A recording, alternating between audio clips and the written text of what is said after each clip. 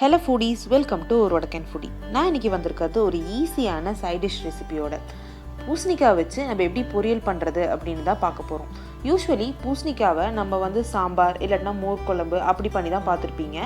பொரியல் பண்ணி நிறைய பேர் பார்த்துருக்க மாட்டீங்க. அதனால நான் இன்றைக்கி எப்படி பொரியல் பண்ணுறது அப்படின்னு தான் காட்ட போகிறேன். இந்த பூசணிக்காய் பார்த்தீங்கன்னா வெயிட் லாஸ்க்கு ரொம்ப ஹெல்ப் பண்ணும். இதில் பார்த்தீங்கன்னா low fibre and high water content இருக்கனால வெயிட் லாஸ் ஜேர்னியில் இருக்கிறவங்கலாம் இதை மறக்காமல் உங்கள் டயட்டில் ஆட் பண்ணிக்கோங்க. இப்போ இது எப்படி பண்ணுறதுன்னு பார்க்கலாம் வாங்க. நம்ம இப்போ இதுக்கு தேவையான இன்க்ரீடியன்ஸ் என்னன்னு பார்க்கலாம்.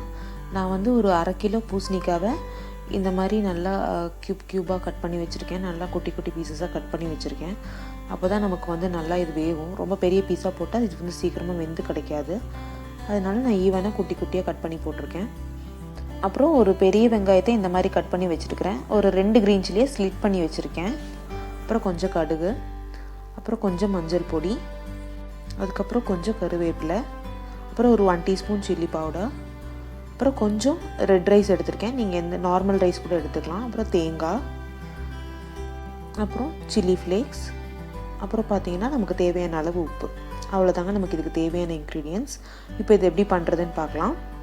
இதுக்காக நான் இங்கே ஒரு ஃப்ரையிங் பேனில் கோகனட் ஆயில் ஆட் பண்ணுறேன். நீங்கள் நார்மல் ஆயில் கூட ஆட் பண்ணிக்கலாம். எண்ணெய் சூடானதும் அதில் கடுகு போட்டுக்கலாம். கடுகு நல்லா பொரிஞ்சு வரும்போது நம்ம எடுத்து வச்சுருக்கிற இந்த அரிசியை ஆட் பண்ணிக்கலாம். இந்த அரிசி ஆட் பண்ணும்போது நமக்கு நல்லாயிருக்கும் சாப்பிடும்போது. நீங்கள் இந்த ரைஸ் தான் போடணும்னு இல்லை, நீங்கள் வேணால் ஒயிட் ரைஸ் கூட போட்டுக்கலாம். என்கிட்ட இது இருந்தனால நான் இதை ஆட் பண்ணிக்கிட்டேன். இந்த மாதிரி ரைஸும் நல்லா பொரிஞ்சு வரும்போது இது கூட நம்ம கட் பண்ணி வச்சுருக்கிற ஆனியன் ஆட் பண்ணிக்கலாம். இந்த ஆனியன்ஸ் நமக்கு சீக்கிரமாக வணங்குறதுக்காக நான் இது கூட கொஞ்சம் சால்ட் ஆட் பண்ணுறேன். சால்ட் ஆட் பண்ணோம் அப்படின்னா நமக்கு ஆனியன்ஸ் எல்லாம் சீக்கிரமாக சாட்டே ஆகி கிடச்சிரும். அதனால தான் நான் கொஞ்சம் உப்பு ஆட் பண்ணுறேன். இது கொஞ்சம் பாதி வணங்கின உடனே இது கூட நம்ம எடுத்து வச்சுருக்கிற பச்சை மிளகா, கருவேப்பிலை, அதுக்கப்புறம் மஞ்சள் பொடி, அது கூடவே நம்ம எடுத்து வச்சுருக்கிற மிளகா பொடி, இது எல்லாத்தையுமே ஆட் பண்ணிவிட்டு இதோட பச்சை வாசம் போகிற வரைக்கும் இதை நம்ம நல்லா வணக்கிக்கலாம். ஸ்டவ் லோ ஃப்ளேம்லேயோ மீடியம் ஃப்ளேம்லேயோ வச்சு வணக்கிக்கோங்க. நம்ம இந்த பவுடர்ஸ் எல்லாம் ஆட் பண்ணிட்டோம் அப்படின்னா சீக்கிரமாக அடி பிடிச்சிரும். இந்த மாதிரி வணக்கினதுக்கப்புறம் இது கூட நம்ம கட் பண்ணி வச்சுருக்கிற இந்த பூசணிக்காவை இதில் ஆட் பண்ணிக்கலாம். ஆட் பண்ணிவிட்டு நல்லா மிக்ஸ் பண்ணி விட்டுக்கோங்க. இந்த மசாலாஸ் எல்லாம் இதில் நல்லா பிடிக்கிற மாதிரி நல்லா மிக்ஸ் பண்ணி விட்டுக்கோங்க. இப்போ இதுக்கு லைட்டாக தண்ணியை தெளித்து மட்டும் விட்டால் போதும். பாருங்கள், நான் தெளிக்கிற மாதிரி இந்த மாதிரி தெளித்து மட்டும் விட்டுக்கலாம். அதுக்கப்புறம் பூசணிக்காய்க்கு தேவையான அளவு உப்பு ஆட் பண்ணிக்கலாம். இந்த பூசணிக்காயிலேருந்தே தண்ணி நமக்கு வரும். அதனால நம்ம இதில் நிறைய தண்ணி ஆட் பண்ணணும்னு இல்லை, ஜஸ்ட் இந்த மாதிரி தெளித்து விட்டாலே போதும். தெளித்து விட்டு நல்லா அமுத்தி வச்சு மூடி வச்சுக்கோங்க. இப்போ நம்ம இந்த ஓப்பன் பண்ணி பார்க்கலாம். ஓப்பன் பண்ணி பார்த்தோம் அப்படின்னா இதில் நான் லைட்டாக தண்ணி தெளித்து தான் விட்டேன். ஆனால் பார்த்தீங்கன்னா தெரியும், நல்லா தண்ணி விட்டுருக்கு. பூசணிக்காவே நிறையா தண்ணி விட்டுருக்கும். இந்த தண்ணியிலே இது நல்லா குக்காகி கிடச்சிரும் நமக்கு.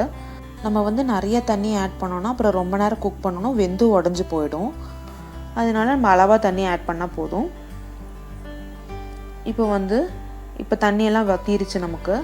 அண்டு பூசணிக்காவும் பார்த்திங்கன்னா நல்லா குக்காகி கிடச்சிருச்சு. நம்ம நிறைய தண்ணி ஆட் பண்ணோம் அப்படின்னா இது ஷேப்பெல்லாம் மாறி போய் ஒரு மாதிரி உடஞ்சி போயிடும். இந்த மாதிரி நல்லா வெந்து வந்ததுக்கப்புறம் இது கூட சில்லி ஃப்ளேக்ஸும் நம்ம துருவின தேங்காவையும் இது கூட ஆட் பண்ணிக்கலாம். தேங்காய் லாஸ்ட்டாக ஆட் பண்ணிவிட்டு ஒரு 2-3 மினிட்ஸ் இது சாட்டே பண்ணி எடுத்துக்கலாம். அவ்வளோதாங்க, நம்மளோட பூசணிக்காய் பொரியல் இங்கே ரெடி ஆகிடுச்சு. பூசணிக்காய் எப்போவுமே இனிப்பாக இருக்கும். அதனால தான் நான் சில்லி ஃப்ளேக்ஸ், சில்லி பவுடர், அப்புறம் க்ரீன் சில்லி எல்லாமே ஆட் பண்ணியிருக்கேன். நீங்கள் இது எல்லாமே உங்கள் காரத்துக்கு தகுந்த மாதிரி ஆட் பண்ணிக்கோங்க. அவ்வளோதாங்க, நம்மளோட பூசணிக்காய் பொரியல் இங்கே ரெடி ஆகிடுச்சு. இதை நீங்கள் சாம்பார் ரைஸ் இல்லைனா தால் ரைஸ், அப்புறம் சப்பாத்தி, ரொட்டி இது கூட எல்லாம் நீங்கள் சைட் டிஷ்ஷாக சர்வ் பண்ணிக்கலாம். இதை ட்ரை பண்ணி பார்த்துட்டு எப்படி இருந்துச்சுன்னு எனக்கு கமெண்ட்ஸில் சொல்லுங்கள். தேங்க்ஸ் ஃபார் வாட்சிங் ஒரு வடக்கன் ஃபுடி. பாய்.